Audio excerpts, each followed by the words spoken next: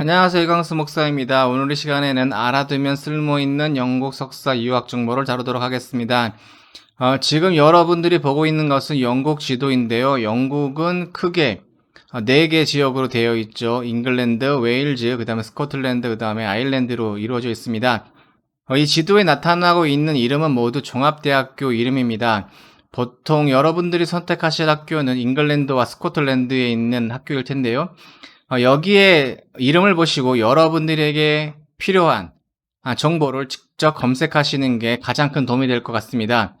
이러한 제안을 드리는 것은 첫 번째는 제가 영국에 있는 학교에 대한 모든 종류의 학교를 언급할 수 없고, 그리고 영국 유학을 준비하시는 분들은 대체로 자신의 목표가 정확하시기 때문에 자신이 필요한 부분을 직접 찾아보시는 것이 가장 효율성이 높은 것 같습니다. 그러면 바로 시작하도록 하겠습니다. 매번 강조하다시피 제 영상은 일종의 가이드라인입니다. 영상에 담긴 제 견해는 실제 경험과 관찰에 기초하며 객관성을 유지하려고 노력하고 있습니다. 그러나 이건 역시 여러 가능성 중 하나로 간주하시고 다양한 견해를 들어봐야 합니다. 현재 상황은 재학생, 한인 학생회와 학교 담당자가 가장 정확합니다. 유학 상담과 학교 정보에 관해서는 교수 상담이 필수입니다.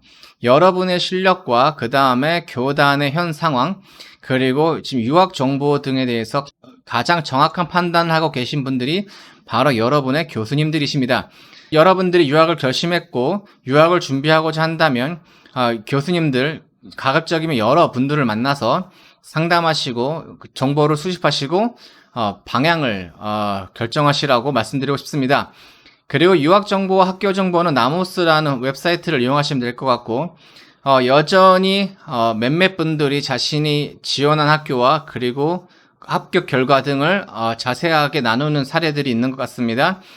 그래서 필요하시면 여러분들이 그러한 정보를 직접 참고하셔도 될 것 같고, 여러분들이 궁금한 학교가 있으면 질문해서 그 응답을 받는 것도 좋은 것 같습니다. 영국 학교의 진출 확률은 미국보다 현저하게 낮습니다. 학교 및 생활 환경 등 현지 상황을 파악하는 데 필요한 정보가 열악한 이유가 되겠고요. 사례가 몇몇 종합대학교에 한정되어 있습니다. 정확한 정보 수집과 확인 절차가 필요합니다. 그리고 정보 수집과 최종 선택은 오로지 본인의 몫입니다. 참고로 저는 영국 학교 석사 과정에 지원한 사례가 없으며 제 간접 지식과 지인 사례를 중심으로 진행하고 있음을 알려드립니다. 이 학교는 제가 박사과정을 시작하게 될 학교입니다. 이 화면에서 여러분들이 유심히 있게 봐야 될 것은 세 군데인데요. 첫 번째는 당연히 이 Entry Requirement라고 해가지고 입학 요구 조건들을 유심히 살펴봐야 되겠고요. 그리고 여러분들이 석사과정으로 진학하시게 될 경우 두 프로그램 중에 하나를 선택해 하셔야 됩니다.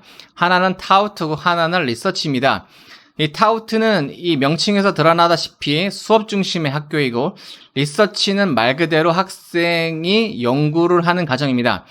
이 두 과정에 대한 설명은 앞으로 더 하게 될 것인데, 지금 여러분들이 봐야 될 것은 이 두 과정에서 어떤 과정을 선택할 것인가를 생각하셔야 되고, 그리고 여러분들의 경우 디비니티라는 과목을 선택하시기 때문에 타우트든 리서치든 그의 디비니티에 맞는 학위를 선택하시면 될 것 같습니다. 그리고 여기서 중요한 것은 무엇이냐면 제가 아는 한 박사과정에는 타우트가 없고 리서치만 있다는 점 미리 말씀드리고 가겠습니다. 그리고 이 부분은 차후 박사과정에서 설명할 때 다시 한번 언급하도록 하겠습니다. 입학 조건을 여러분들이 면밀히 살펴봐야 됩니다. 그리고 학교마다 조건들이 다 다르고, 그리고 여러분들이 할 수 있는 최대한의 노력을 다해서 그 기준을 당연히 맞춰야 되겠지요. 제가 생각해 볼 때 한국인 지원자가 가장 어려움을 겪는 조건은 보통 두세 가지인 것 같습니다. 하나는 가장 공통적인 부분일 텐데 아마 영어 점수로 생각이 됩니다. 한국에서 어학원 시장이 보통 토플에 집중되어 있고, 그래서 이 IELTS 학원을 찾는 것도 쉽지 않은 것 같아요. 하지만 이 토플과 IELTS 자체를 비교해 본다면 상대적으로 IELTS가 쉽다는 평가가 좀 더 많은 것 같습니다. 그리고 여러분들이 이 샘플 오브 리튼을 준비하셔야 되는데, 흥미롭게도 이 타우트와 리서치에서 모두 요구하는 항목이기도 합니다. 제가 생각할 때 한국에서 바로 영국으로 지원할 경우에 영작을 A4 기준으로 15장 이상 해본 경험이 전무하실 텐데 이 준비 과정이 제법 험난하리라고 예상이 됩니다. 그리고 다른 하나는 이제 리서치 프로포절이라고 해서 연구 제안서를 준비하셔야 되는데 이것은 리서치 과정에 지원하실 경우 해당하는 상황입니다. 이것이 왜 중요하냐면 지도 교수 선정과 지원자의 합격 여부를 결정하는 요소이기 때문에 중요합니다. 영국 석사 학위 용어 정리를 해봤습니다. 영국 석사 학위는 크게 MA, Master of Arts, 그 다음에 Master of Science로 나누는데요. MA는 뭐 말 그대로 인문학과 관련된 학위인 것 같고, Master of Science는 공과 계열 학위인 것 같습니다. 그래서 학위는 총 7가지가 되는데, 여러분들이 아셔야 되는 것은 뭐 MPhil입니다. Master of Philosophy이고, 이것이 여러분들이 리서치 과정을 선택하게 될 경우 추구해야 할 이제 학위가 될 것이고, 아마도 타우트가 되면 여러분들이 받을 수 있는 학위는 MLit, 그러니까 Master of Letters가 될지 않을까 싶습니다. 어쨌든 확실한 것은 여러분들이 지원할 때 디비니티를 선택할 경우에 선택되는 그 학위, 그것이 여러분들이 최종적으로 선택하게 될 학위입니다. 영국 석사 과정에서는 2가지 과정이 있다 말씀드렸는데 하나는 타우트입니다. 타우트는 수업 중심 과정으로 교수의 강의나 학생의 발표 위주로 진행이 됩니다. 이 과정은 학교마다 요구하는, 그러니까 설계된 과정이 다 다릅니다. 보통 뭐 60크레딧을 요구한다는 학교가 있고, 뭐 이것은 각 학교마다 다르기 때문에 여러분들이 그 과정을 준비하시면 될 것 같고요. 다음 리서치 프로그램은 말 그대로 연구 중심의 과정입니다. 그래서 학생이 연구하고 싶어하는 주제를 토대로 지도받는 과정입니다. 그리고 이 과정은 박사과정 진학을 위한 준비 단계로 간주됩니다. 2 과정 중에 개인의 필요에 의해 프로그램을 선택하시면 됩니다. 본인이 전공 지식 기초가 부족하다고 느끼실 경우에는 타우트를 추천드리고요. 명확한 연구 주제가 있다고 생각되시면 리서치 과정을 추천드립니다. 단 어느 과정을 선택하시든 간에 박사 과정을 진학하는 데는 무리가 없는 걸로 저는 알고 있고, 그러한 자료조사를 제가 해봤습니다. 근데 중요한 것은 무엇이냐면 어떤 과정을 선택하시든 간에 졸업 무렵에는 PhD 진학 조건을 충족해야 되는 거예요. 그래서 이것은 여러분들이 학교에다가 궁금한 게 있으시면 물어보시면 될 것 같고, 확실한 것은 2 과정 중에 어떤 것을 선택해도 PhD를 진학하는 데는 무리가 되지 않는다. 예. PhD를 진학하는데 별다른 제약이 존재하지 않는다. 이건 확실합니다. 간혹 석박사 통합 과정에 있는 학교일 경우 자신의 최종 목표를 고려해서 선택하시면 됩니다. 뭐 석박사 통합 과정을 하면 그 과정이 좀 더 짧겠지라고 생각해서 그 과정을 진학하실 텐데요. 이것은 뭐 다 복불복이에요. 다 케바케죠. 석사 과정에 들어갔는데 박사 과정을 어려워할 수도 있고, 중간에 석사 과정을 하다가 다른 학교를 가고 싶어 할 수도 있죠. 그렇기 때문에 석박사 통합 과정을 고려하실 때 내가 끝까지 추구할 만한, 즉 내가 이 학교에서 어떤 어려움이 있어도 박사학위를 추구할 만한가를 생각해 보시는 게 중요하고요. 아마 이 과정을 하시게 되면 석사를 마치고 나서 아마 박사를 이어갈지 아니면 석사만으로 마칠지 선택할 수 있는 그 기회가 있을 걸로 알고 있는데, 어쨌든 본인의 상황에 맞춰서, 본인의 목표에 맞춰서 이 과정을 선택하시면 될 것 같습니다. 박사 진학을 위해 석사 과정에서 반드시 갖추어야 될 항목들이 있습니다. 첫 번째로는 성적입니다. 보통 4.0에서 3.6 이상을 요구하고요. 3.8 이상을 마크하셔야 여러분들이 탑 랭크의 학교를 지원하실 수 있다는 것. 그리고 추천서는 2장, 그리고 3장도 요구하는 학교가 있다는 것 여러분들 명심하셔야 됩니다. 그리고 샘플 오브 리튼 준비하셔야 되고요. 그 다음에 연구 제안서 등 진학 희망 학교 요구 상황을 사전에 파악해 두셔야 됩니다. 그리고 대체로 학교마다 요구 상황이 비슷하지만 세부 상황이 조금씩 다르니 세부 상황을 꼼꼼하게 잘 챙겨보시길 바랍니다. 영국 석사 과정 지원 절차에서 여러분이 알아야 될 것을 설명할 텐데, 이 지점에서 제가 여러분들에게 양해를 구해야 될 것은 타우트에 대한 설명을 하지 않겠습니다. 왜냐하면 타우트는 각 학교마다 설계되는 그 프로그램이 다르고 그리고 그 학교의 상황에 따라 조금씩 달라지기 때문에 제가 말씀드릴 수 있는 부분이 딱히 없는 것 같아요. 그래서 그거는 여러분들이 필요에 따라서 파악하시면 될 것 같고, 여기에서는 제가 리서치를 중심으로 풀어가도록 하겠습니다.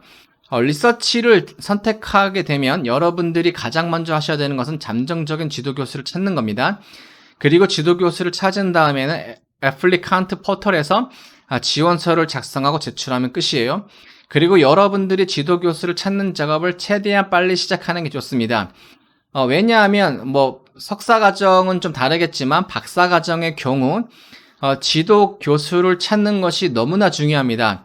왜냐하면 자신이 생각하는 기준에 충족하는 학생이 지원을 한다고 생각되면 거기서 멈춥니다. 그리고 보통 교수들은 매해 한두 명 안 뽑을 수도 있고 소수의 인원만을 뽑기 때문에 자신의 요구에 충족한 학생이 들어오면 바로 선발을 끝내는, 그러니까 잠정적으로 끝내는 경우가 있습니다. 그래서 여러분들이 희망하는 교수로부터 지도를 받고 싶으면 최대한 빨리 그 교수와 컨택해서 그 교수로부터 컨펌을 받는 게 중요합니다. 그래서 어쨌든 여러분들이 지도교수를 찾는 작업을 최대한 빨리 하는 게 도움이 된다는 것 말씀드리고 싶고요. 그리고 이 지도 문의를 하려면 여러분들이 이 이력서, 이 커리큘럼 바이테를 준비하셔야 되고, 그리고 연구 제안서 준비하셔야 되고, 그리고 샘플 오브 리튼 등을 미리 준비하셔야 되고, 그리고 문의하는 과정에서 이 세 가지를 메일에 첨부하셔서 문의 메일을 보내셔야 합니다. 그리고 이제 잠정적인 지도교수를 찾는 법을 말씀드릴 텐데요. 여러분들이 문의할 교수를 찾으려면 각 학교의 교수진 명단에서 직위, 연구 이력, 그다음에 강의 과목, 관심사 등을 열심히 살펴봐야 됩니다. 그래서 여러분들의 관심사에 맞겠다. 그리고 이분이 지도교수를 할 수 있는 직위가 된다 싶으면 그 목록들을 만드시고 그리고 이메일로 문의를 하시면 됩니다. 그래서 그분들이 답장을 하면서 지도해줄 의사를 밝히거나 지원하라고 말한다면 그분을 어플리칸트에서 지도교수로 지정하시면 끝납니다. 그리고 어플리칸트 포털에서 요구하는 것들 다 입력하시고 그 다음에 업로드하시고 서밋하면 끝납니다. 그리고 여러분이 어플리칸트 포털에 어플리케이션을 서밋했다고 지도교수로 지정하신 분에게 알려드리는 이메일을 발송하면 지원 절차는 끝났다고 말씀드릴 수 있습니다. 그리고 여러분들이 이 잠정적인 지도교수를 찾을 때 알아야 되는 것은 이 영국 대학 교수 직급입니다. 이 영국에서 사용하는 용어가 미국인 한국과 다른데요. 크게 두 가지가 다릅니다. 하나는 이 리더라는 독특한 직급이 있는데 이 리더라는 자리는 미국인 한국에서 이 프로페서에 해당하는 자리예요. 그리고 렉처러는 한국에서나 미국에서나 보통 강사를 생각하기 쉬운데 영국에서는 어시스턴트 프로페서라고 얘기합니다. 그러니까 조교수에 해당하죠. 지도교수를 찾을 때는 가급적 시니어 렉처러 이상급을 찾으시는 게 도움이 됩니다. 대학의 교수 직급에 대해서는 아래 자료를 보시고요. 특히 유나이티드 킹덤을 보시면 자세하게 설명이 되어 있습니다. 이 대학 내 명예 직위에 대해서도 여러분들이 아셔야 되는데 학교마다 사용하는 용어가 조금씩 다르지만 이 교수 소개란에 honorary라는 직위, 가령 이 honorary professor, honorary leader, honorary senior lecturer, honorary lecturer라는 것을 이제 드물게 보게 됩니다. 이 직함은 해당 인물의 직위가 어떠하든 간에 명예직이라는 거고 실제로는 학교 직원이 아닙니다. 이제 몇몇 학교 문서를 보면 각 직위에 해당하는 교수 중에 이 지원자를 심사해서 honorary라는 이 자격을 취득하게 되는데요. 여기서 학교 직원이 왜 명예직을 신청하게 될까라는 질문이 생기게 되죠. 가끔 이제 정년퇴직 이전에 개인 연구에 집중하려고 은퇴하려는 교수들이 생겨요. 아니면 개인 가정사나 여러 요건으로 이제 조기 은퇴를 하려는 교수들이 생기죠. 근데 문제는 퇴사하면 더 이상 학교 직원이 아니기 때문에 교내 시설을 이용할 수 없게 됩니다. 특히 도서관 자료 접근과 학회 활동에 제약이 걸리죠. 그래서 은퇴를 하지만 더 정확히 말하자면 이 학교로부터 퇴사를 하지만 이 학교에 기여한 공로를 인정받아 현역에 버금가는 권한을 누리고 싶을 때 신청하는 직위가 바로 이 명예직입니다. 제가 왜 이 설명을 하냐면 여러분들이 잠정적인 지도교수를 추릴 때 이 honorary라는 직위가 붙은 건 무조건 빼야 돼요. 무조건 빼셔야 된다는 거 말씀드리기 위해서 설명드렸습니다. 추천서에 대해서 설명할 텐데, 여러분들은 강력한 추천서가 필요합니다. 그리고 이 추천서는 전적으로 교수의 목이죠. 이 어플리칸트 포털에 가입해서 이 포털에서 지원서를 작성하기 시작하면 추천서 목록에 추천인, 레퍼리를 지정하게 돼 있어요. 여러분들이 이 추천인을 지정하면 학교 측에서 그 추천인으로 지정된 분의 이메일 계정으로 추천서 요청 이메일을 보냅니다. 그러면 그 요청 이메일을 받으신 분이 그 학교 양식에 맞게 추천서 양식대로 입력하고 서밋을 누르면 그것이 학교 측에 이제 발송이 되는 거죠. 그래서 여러분들이 하는 것은 추천인 목록에 여러분들에게 추천서를 써주실 분들의 이름, 그다음 연락처 등을 넣으면 되는 거예요. 그리고 여러분들이 하는 것은 이 추천인의 추천서 제출 상황을 확인해야 되는데요. 지원서 마감일 전에 제출되어 있는지 꼭 확인하셔야 됩니다. 교수님들이 일주일 이내에 보통 이 추천서를 써주시거든요. 근데 간혹 가다가 이 마감일이 다가가도록 안 내시는 분이 간혹 계시기 때문에 마감일 전에 추천서가 제출됐는지 꼭 확인하시고요. 보통 학교에서 지원자에게 비공개 서약서를 요구합니다. 비공개 서약서에 동의하지 않아도 무방한다고 아마 공지를 할 거예요. 하지만 영미권에서 이 추천서는 기본적으로 비밀 유지 상황으로 간주된다는 것 아셔야 되겠습니다. 제가 추천서는 전적으로 교수의 목이라고 말씀드렸지만 실제로 여러분들이 할 수 있는 건 없어요.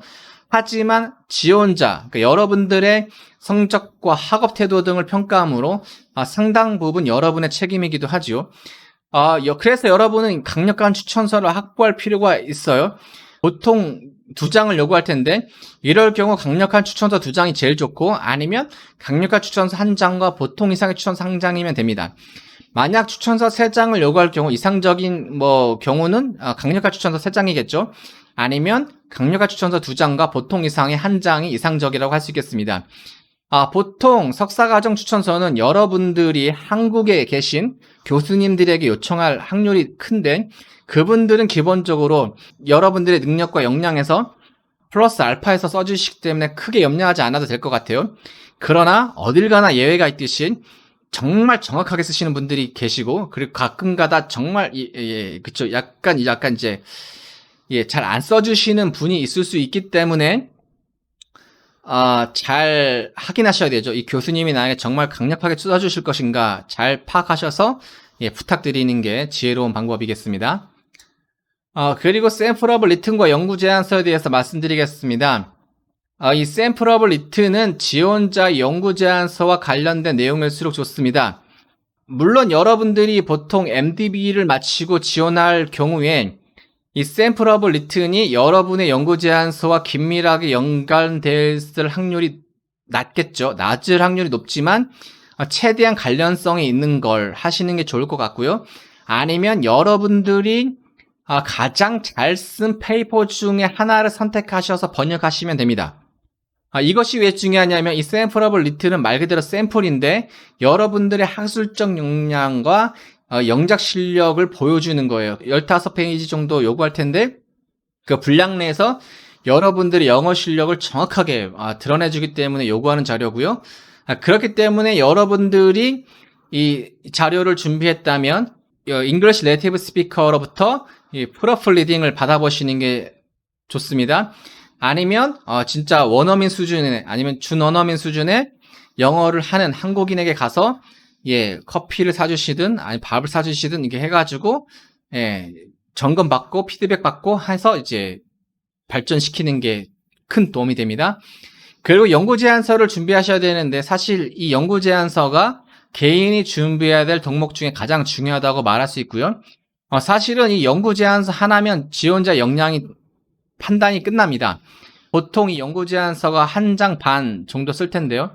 1장 반 내에 여러분들이 연구하려는 주제의 한계점, 그리고 여러분들이 하고 싶어하는 연구 주제와 그리고 앞으로 기여하려는 덕목, 그리고 연구 방법들을 쓸 테잖아요. 이걸 통해서 여러분들이 주제에 대해서 얼마나 알고 있느냐, 그러니까 학술적 역량이 그대로 드러나고, 그리고 사실 1장 반 정도의 분량이면 여러분들의 영어 실력이 보통 드러납니다. 그래서 제 경험에 의하면 교수들이 보통 지원자 연구 제안서를 보고 마음에 들면 그 다음으로 지원서를 봐서 학생이 어떤 이력 사항들이 있는지 보고 그 다음에 샘플 오브 리튼을 봅니다. 그러니까 이런 순서로 진행된다는 걸 보셔야 되기 때문에 여러분들 연구 제안서를 정말 열심히 정말 꼼꼼하게 준비하셔야 되고요. 당연히 잉글리시 네이티브 스피커의 이제 프로필 리딩이 필수라고 말씀드릴 수 있습니다. 그 다음에 이 커리큘럼 바이테와 레주메의 차이점을 설명해 드려야 되는데요. 둘 다 한국어로는 이력서로 번역이 됩니다. 이 두 용어를 별 차이 없이 사용하는 듯 하지만 둘의 목적은 엄연하게 차이가 납니다. CV는 이 교육과 학술적 배경에 초점을 맞춘 이력서이고, 레주메는 교육과 무관한 이치에 지원하는 용도의 이력서입니다. 자세한 설명은 코넬 대학교 대학원에서 이제 설명을 해놨는데요. 이 링크를 보시면 이 커리큘럼 바이테와 레주메의 차이점, 그리고 커리큘럼 바이테를 작성한 양식에 대한 짤막한 설명이 있습니다. 그래서 이 링크를 보시면 여러분들이 커리큘럼 바이테를 준비하시는 데 도움이 될 거고요. 이 링크는 영상 하단에 넣도록 하겠습니다. 그리고 학교 홈페이지를 보시면 교수 이력서 양식이 죄다 CV라는 걸 여러분들이 알 수 있을 겁니다. 만약에 지원자의 경력이 CV에 적합하지 않을 경우 레주메를 제출하면 되겠죠. 그래서 인터넷에서 CV 양식을 참조하셔가지고 자신의 경력을 잘 표현해 줄 수 있는 틀로 작성하시면 되겠고요. 보통 이제 목회학 석사 이 MDB를 마치고 유학 절차를 진행하게 되면 CV에 쓸 내용이 보통 없어요. 여러분들이 만약에 졸업 논문을 썼다면 그 주제 그리고 지도 교수님을 쓰시면 되고요. 혹여나 여러분들이 연구소 조교 활동을 했다, 그럼 그거 쓰시면 됩니다. 그리고 만약에 조교 활동을 하면서 여러분들이 좀 유의미한 활동들을 했다 싶으면 어떤 행동들을 했는지 짤막짤막하게 쓰시면 되고요. 아니면 저널 관련된 활동도 했다 싶으면 그런 거 쓰시면 되고요. 학회에 참석한 내용도 있다면 그런 거 다 기입하실 수 있습니다. 그리고 여러분들이 목회학 석사 이 MDB 이치에 대해서 아셔야 되는데, 이 어플리칸트 포털에서 지원자의 학력을 기입할 때 이 목회학 석사는 아카데믹이 아니라 프로페션에 별도로 기입해야 됩니다. 왜냐하면 이 아카데믹 상황에 마스터 오브 디비니티란 선택지 자체가 없는 상황에 여러분들이 마주하게 되면 당황하게 되실 거예요. 나는 분명 대학원에서 이 마스터 오브 디비니티를 했는데 이걸 왜 못 넣는 거지? 라고 하는 당혹스러움에 봉착하게 될 텐데, 제가 그랬거든요. 그렇게 될 텐데 그것은 아카데믹으로 돌아가는 게 아니라 그 프로페션 혹은 프로페셔널 캐리어 이런 부분에 집어넣으시면 됩니다. 이 말 그대로 아카데믹은 학술 과정이고 프로페셔널은 전문직 훈련 과정이에요. 우리가 알다시피 목회학 석사 과정은 목사 안수를 받기 위한 과정이기 때문에 당연히 이것은 아카데믹이 아니라 프로페션 혹은 프로페셔널 캐리어 부분으로 넣으셔야 된다는 거 꼭 명심하시길 바랍니다. 종합대학교 대학원에서 목회학 석사 과정을 신학대학원으로, 그리고 신학석사 THM 과정을 일반 대학원으로 분류하는 이유다, 이렇게 말씀드릴 수 있고요. 그리고 CV에서는 학력사항에 넣어도 무방합니다. 부가적인 준비 상황을 말씀드리면 학회 회원 가입과 학회 참석 활동이 유의미하게 적용한다는 것입니다. 제 경우에 박사과정 지원을 위해 전략적으로 SBL에 가입하고 SBL 학회에 참여했습니다. 그리고 실제로 효과가 있었습니다. 2명의 교수가 이력서에서 SBL 참석 기록을 보고 저에게 다음 SBL 학회에서 만날 수 있냐고 물어봤어요. 왜냐하면 그들이 봤을 때는 사전 인터뷰 기회로 삼을 수 있었다는 것이죠. 이 기회를 활용해서 그들 입장에서는 제 영어 실력을 파악할 수 있고, 그리고 글로 읽는 것보다 아무래도 말로 제 논문 주제 그리고 제가 공부한 학교들에 대해서 간단하게 물어보면 쉽게 그리고 효과적으로 정보를 필요한 정보를 캐치할 수 있기 때문이었죠. 어쨌든 이 SBL 학회 참석한 것 자체가, 그리고 이력서에 남는 것 자체가 크게 의미가 있다라는 것 말씀드리고 싶고요. 물론 이러한 부가적인 활동은 기본 요구 항목을 충족한 다음에 그 다음에 부과해야 될 항목이라는 것 명심하시기 바랍니다.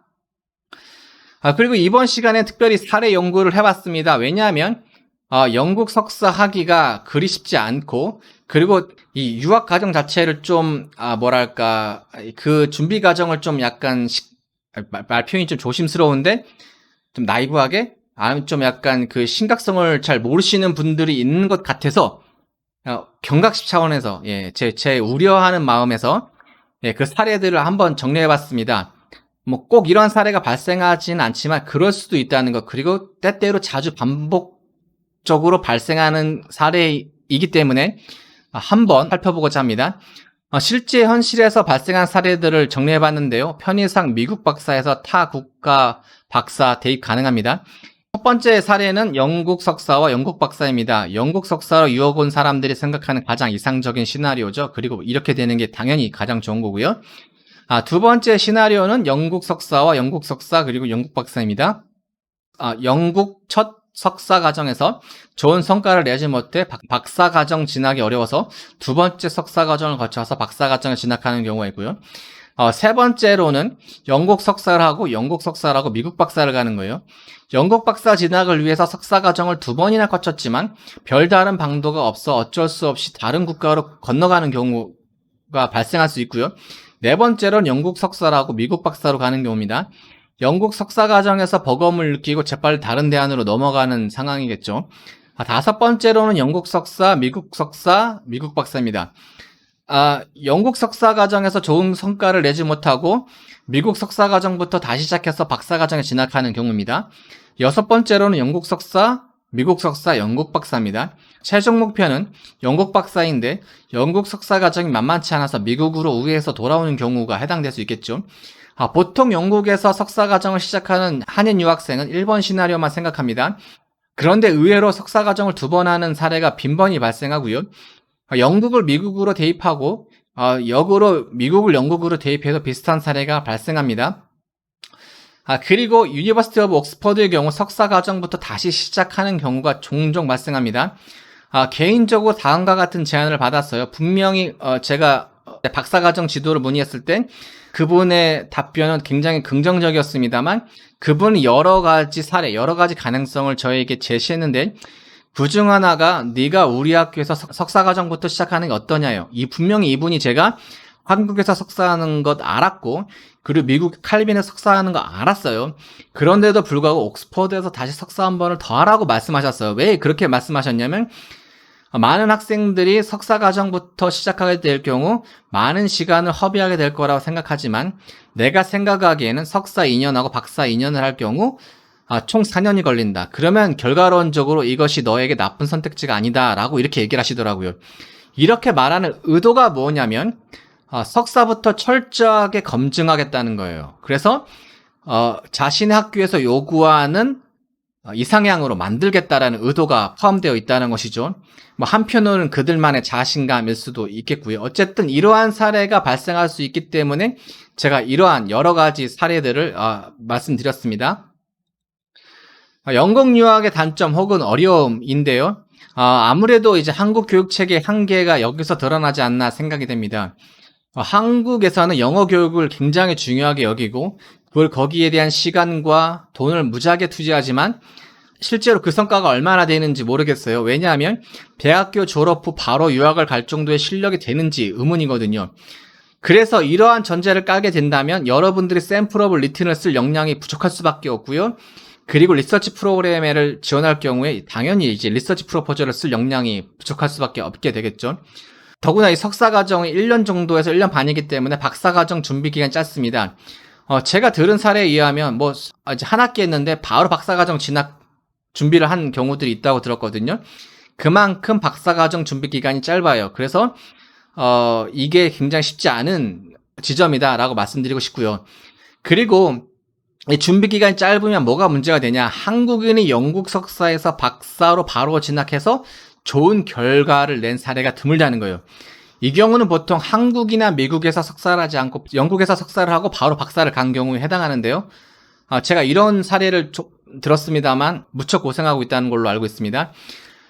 물론 사람에 따라 전혀 단점이나 어려움으로 작용하지 않는 경우도 있겠지만 대부분의 한인 학생들이 다음과 같은 어려움을 겪는다고 합니다. 비싼 물가, 그리고 비싼 등록금, 그리고 장학금 혜택이 거의 없다는 것, 그리고 한인 커뮤니티의 부재와 혹은 소규모로 존재한다는 것, 그리고 다른 한편으로는 영국인들의 국뽕. 이 영국인들은 이 영어와 인문학에 대한 굉장한 자부심이 있기 때문에 이런 환경 속에서 한국인이 영어로 더구나 인문학을 공부한다는 것은 좀 어려움으로 작용할 수 있다 이제 말씀드리고 싶고요. 그냥 덧붙여 얘기하자면 이 미국이 열등감을 느끼는 아마도 유일한 나라가 영국이라고 할 수 있겠죠. 영국 석사 유학을 추천한 경우는 보통 두 가지인 것 같습니다. 돈이 많은 경우에요. 가족 2인 기준으로 1년에 최소 7천만 원 가량을 쓸 수 있고, 그리고 5년 가량을 감당할 수 있다면 이제 뭐 영국 석사로 가실 수 있죠. 박사과정 1년 학비가 이제 3천만 원입니다. 제가 그렇게 통지서를 받았으니까요.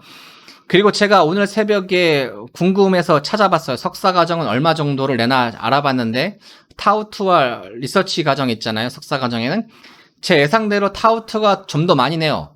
좀 더 많이 내요. 3천만 원이 그냥 넘습니다. 놀랍죠. 근데 또 흥미로운 게 또 하나 뭐냐면, 리서치 과정, 석사 과정을 거고 박사 과정하고 똑같이 냅니다. 근데 영국 석사 리서치는 박사 리서치와, 그러니까 영국 석사 과정은 리서치일 경우 박사와 똑같은 돈을 냅니다. 그리고 타우트는 더 비쌉니다. 그러니까 리서치는 보통 2,850만 원, 뭐 이게 환율에 따라 조금씩 다르고, 근데 타우트는 3천만 원 넘는다. 예, 이 정도 예상하시고, 뭐 기숙사비는 뭐 학교 근처에 살면 한 달에 150만 원 정도, 그러니까 1년이면 1,800만 원 정도 나가신다 보면 될 것 같고요. 여기에 보험료, 생활비 등을 더하시면 보통 7천만 원 정도 소요되지 않나, 대략적으로 예상하실 수 있을 것 같습니다.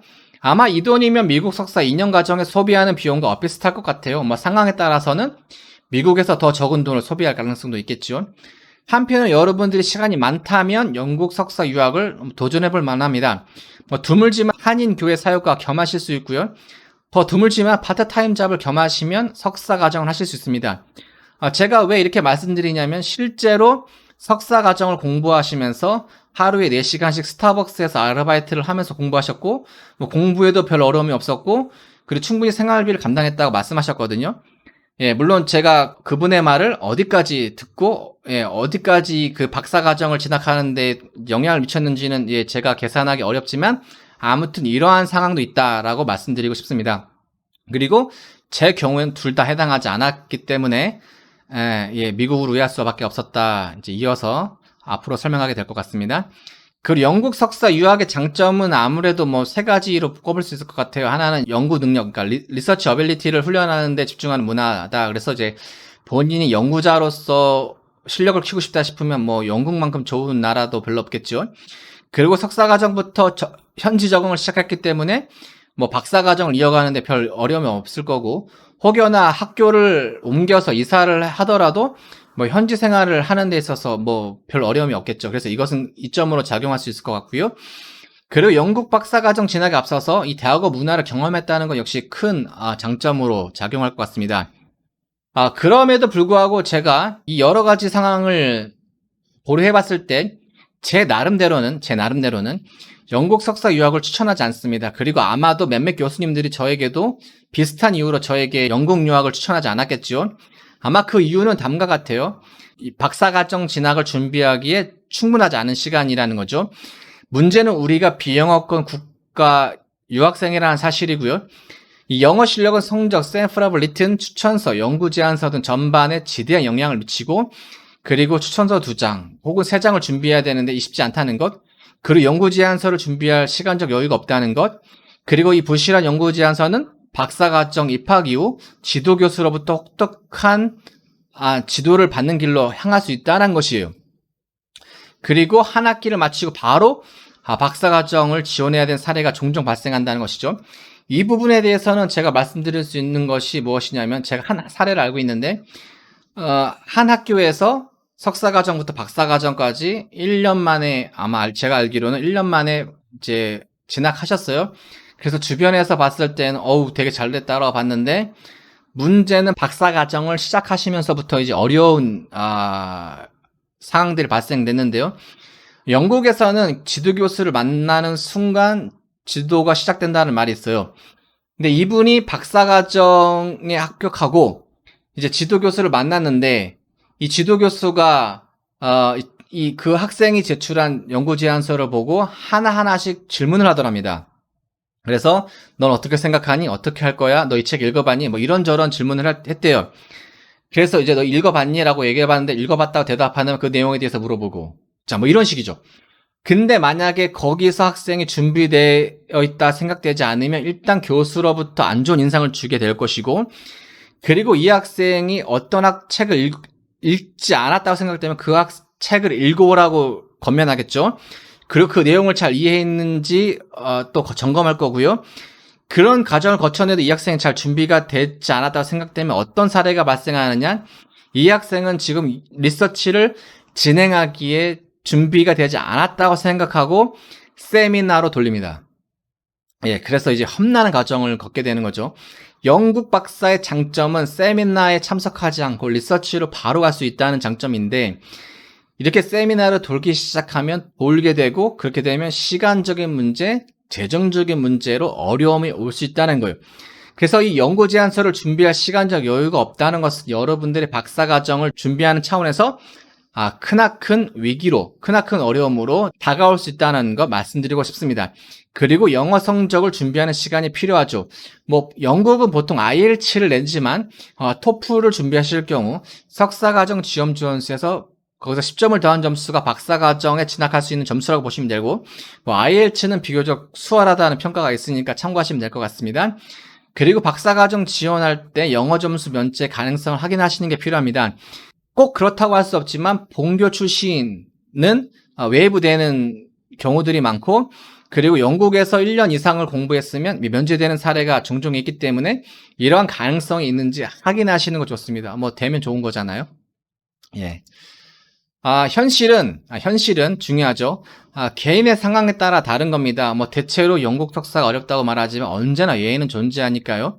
결국은 개인의 선택에 달려 있는 것이고, 최종적인 결과는 본인의 선택과 현지 상황 등을 반영한 것이 열매라고 할 수 있겠죠. 그리고 제가 여러분들에게 도움을 드릴 수 있는 것은 제 개인적인 사례를 말씀드리는 것인데요. 제가 왜 영국 박사를 생각했음에도 불구하고 영국 석사를 하지 않고 우회했는지를 말씀드리는 것이 여러분들에게 상황 판단하는 데 도움이 된 것 같습니다. 에피소드를 하나 알려드리고 싶습니다. 제가 아마 MDB 시절이었던 것 같아요.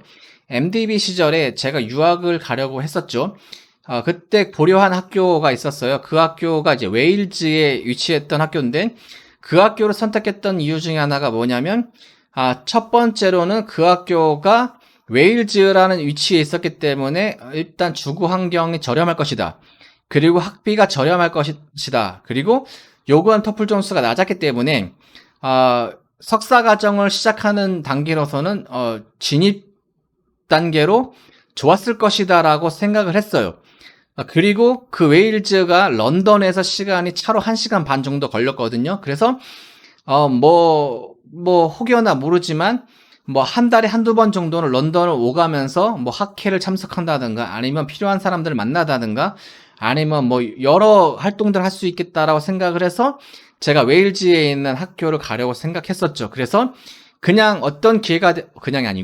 어떤 기회가 됐을 때 제가 웨일즈에 있는 한 학교를 가고 싶습니다 라고 말씀드렸어요. 근데 그 교수님이 정말 정확하게 말씀하시는 분인데, 뭐라고 말씀하셨냐면, 그런 학교는 가는 게 아닙니다 라고 말씀하시더라고요. 그래서 이분이 성격상 워낙 정직하게 얘기하시는 분이고, 우회적으로 말씀하시는 분이 아니기 때문에 그 한마디 듣고 그냥 바로 접었습니다. 그리고 제가 이런저런 상황이 있어서 이제 외신에서 THM을 하고 이제 다시 유학을 준비하는 상황이 됐죠. 그때 몇몇 교수님들의 조언이 제가 칼빈을 진학하게 되는데 결정적인 요소로 작용합니다. 두 분이 큰 영향력을 미쳤는데, 첫 번째로는 이 THM 졸업 논문 심사위원이십니다. 이분이 실제로 미국 석사, 그 다음에 영국 박사를 하셨고, 그리고 좋은 학위 논문을 마치시고 교수로 활동하고 계시고요. 이분이 제 논문을 심사하셨고, 그리고 그 전부터 저를 어느 정도 알고 계셨기 때문에 제 성향과 그 다음에 제 학술적 역량과 그리고 앞으로의 성장 가능성을 아셨어요. 그래서 제가 영국을 가고 싶다고 말씀드렸을 때 칼빈을 가라고 말씀드렸었죠. 칼빈을 가고, 그리고 공부하는 단계가 있는데 석사 과정은 어렵게 할 필요가 없다. 전도사님의 경우 이미 외신에서 석사 과정에 필요한 공부를 했기 때문에 영어 공부에 집중해라. 그리고 박사 과정을 진학할 수 있는 준비를 해라. 그리고 칼빈이 좋은 학교로 들었으니 그 학교를 가라. 이렇게 말씀하셨던 이유가 저에게는 강하게 다가와서 내가 진로를 바꿔야 되겠구나라는 생각을 하게 되었고요. 그리고 이제 이 졸업 논문 심사위원 이분을 또 만나게 됐는데, 이분이 처음 만났어요. 그때 논문 심사를 받기 위해서 처음 만났는데 이분이 저를 보자마자 반갑게 인사하시면서 저한테 질문이 유학 가실 건가요? 물어보시면서 뭐라고 하시냐면 전도사님 논문 잘 읽었습니다. 그리고 뭐 한국 THM 수준의 이 정도 수준의 페이퍼를 쓸 수 있다는 게 놀랐습니다. 얘기하시면서 막 이렇게 제 칭찬하시고 유학을 갈 거면 뭐 이제 칼빈을 가십시오. 뭐 칼빈이 파라다이스입니다. 뭐 이렇게 얘기를 하시더라고요. 그래서 제가 그때는 갑자기 이분이 왜 이런 얘기를 나한테 하시나라고 생각을 하셨는데 이분을 만나고 그다음에 지도 교수님을 만났을 때 칼빈 가라고 했을 때 이런저런 이유로 나에게 말씀하셨겠거니라고 생각돼서 이제 칼빈을 이제 선택하게 된 이유가 되고요. 그리고 그 당시 상황 이제 아마 2016년도로 돌아가 보면 그때 제가 외부 특강을 좀 참석을 했었는데요. 그때 만난 세 분의 교수님들이 특징했습니다. 그분들 모두가 칼빈에서 신약학 전공으로 석사학위를 마치셨다는 공통점이 있어요. 예, 박사학위는 다 달라요. 두 분은 이제 트리니티에서 박사학위를 하셨고, 이제 한 분은 아버딘에서 박사학위를 하셨는데, 그분들의 학문적 성과, 그 다음에 그분들의 성향, 조금씩 다르죠. 근데, 개인적으로는 그분들의 강의가 다 유익했었고, 그리고 칼빈에 대한 좋은 인상을 받게 된 것이죠. 그리고 제가 그분들이 박사학위가 다르지만, 그래도 좋은 성과로 이어졌다. 이걸 보면서 제가 어떤 생각을 하게 됐냐면, 결국은 개인의 역량이 박사과정 진학을 좌우한다는 생각을 하게 되는 결정적인 사건이 바로 이 외부 특강에서 만난 교수님들을 통해서 그것들이 계기가 되었다는 것 이제 말씀드리고 싶습니다. 그래서 제가 실제로 이제 미국 석사 과정을 가게 되었죠. 그래서 그 기간에 대해서만 짤막하게 설명드릴게요. 나중에 더 자세하게 말할 기회가 있을 텐데요. 앞서 살짝 언급했듯이 저는 이미 외신에서 THM 학위를 한 상태고 그 교수님들의 평가는 이제 영어 실력만 보강하면 되는 상황이었죠. 근데 제 생각에는 이미 뭐 한국에서 THM을 했는데 왜 박사과정을 바로 가야지 왜 내가 THM을 또 해 이렇게 생각했죠. 당연히 했는데 그래서 이제 세컨 THM을 하는 건 이제 시간과 돈 낭비라고 당연히 생각했는데 이제 교수님들의 조언 그리고 뭐 특히나 이제 지도 교수님의 조언이 저한테는 이제 뭐 제 생각을 바꾸게 되는 계기가 됐습니다만 그래서 이제 미국 칼빈에 가게 됩니다. 그리고 사실 이때도 제가 1년 반이면 끝낼 수 있는 상황이었거든요. 근데 이제 뭐 말하면 기니까 짧게만 얘기하면 칼빈에서 THM을 2년 하고 그리고 또 OPT를 1년을 쓰게 됩니다. 그리고 이제 OPT 활동을 하면서 이제 교회에서 인턴십을 하면서 교회 봉사하고 그리고 박사과정을 지원을 하게 되는데요. 이제 짤막하게만 설명드릴게요. 이 첫 1년 동안, 특히나 이 첫 학기에서는 이제 칼빈은 리서치 메소드로지만 듣게끔 만들거든요. 근데 저는 시간적 여유가 있어가지고 현지 적응하는데, 시간을 좀 할애했고, 또 한편으로는 제가 THM 학위 논문, 그러니까 외신에서 썼던 그 논문을 번역하면서 제 영작 실력을 늘리는데 시간을 많이 할애했습니다. 실제로 제 논문을 번역하면서 영작 실력이 많이 늘었고, 그리고 어떻게 글을 써야 되고, 또 이제 앞으로 어떻게 학충해야 될까, 뭐 이런 것들 저 개인적으로는 유익했고요.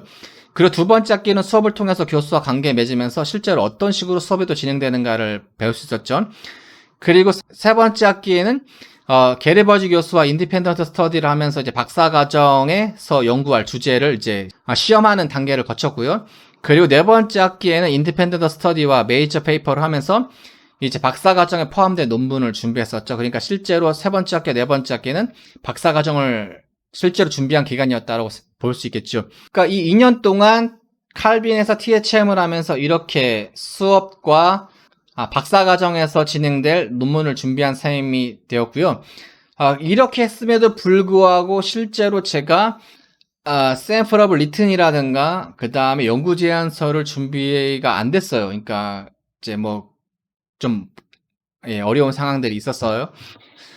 그래서 이제 제가 OPT를 할 수밖에 없었고 OPT를 하면서 이제 연구 제안서를 썼어요. 연구 제안서를 썼는데 또 3개월 동안 준비했어요. 철저하게 준비했죠. 그러니까 어쨌든 뭐 시간이 좀 많이 걸리긴 했지만 강력한 추천서, 그 다음에 높은 성적, 그 다음에 연구 제안서가 결합돼서 이제 세인트 앤드류스에 합격할 수 있었고요. 그리고 뭐 합격 여부와 상관없이 옥스퍼드와 캠브리지 교수들로부터 긍정적인 평가를 받았다는 자신감이 생겼고요. 실제로 제가 이제 국내 석사 과정을 포함하면 총 5년 반이 걸렸거든요. 이제 뭐 생각하기 나름인데 어쨌든 국내 석사부터 총 제가 그 박사학위 합격증까지 받는 것까지 포함하면 약 5년 반이란 시간이 걸렸는데 이걸 생각하면 자 왜 앞에서 사례 연구를 살펴봤는지 여러분 이제 대충 감이 오시죠? 그러니까 어쨌든 이만큼 많은 시간과 많은 비용을 들였어요. 그러니까 사실 그걸로 보면 굉장히 저도 뭐 쉽지 않은 유학 생활이었고 박사 과정까지 도달하는 데까지 꽤나 어려움이 있었죠. 결과론적으로 보면 좋지만 근데 어쨌든 결과를 놓고 보면 중요한 것은 이거죠. 교수님의 조언이 유의미한 결과로 이어졌다는 거예요. 그래서 제 사례는 그랬다는 것들 말씀드리고 싶고요. 그래서 이러한 여러 가지를 종합해서 제가 여러분들에게 해드릴 수 있는 조언은 다음과 같습니다. 제 생각에는 석사 과정에 시간을 충분히 배분하는 게 지혜롭다고 봅니다. 그래야 비용 절감과 성공 확률을 높일 수 있다고 저는 생각합니다. 제가 볼 때 영국이든 미국이든 진학과 졸업 자체는 대체로 별 무리가 없어요. 그리고 제가 생각할 때 석사 과정은 현지 적응과 영어 실력 향상 등 다방면에서 시간이 필요하다고 생각합니다.